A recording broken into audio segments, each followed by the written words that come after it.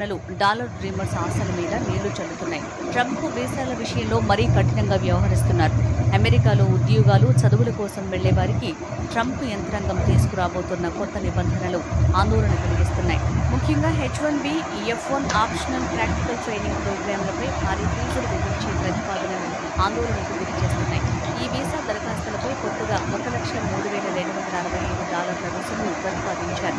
Advanced degree మినహాయింపులకు అర్హత ఉన్నవారు సహా H-1B వీసా క్యాప్ పరిధిలోకి వచ్చే అన్ని దరఖాస్తులకు ఇది వర్తిస్తుందని America department of homeland security తెలిపింది.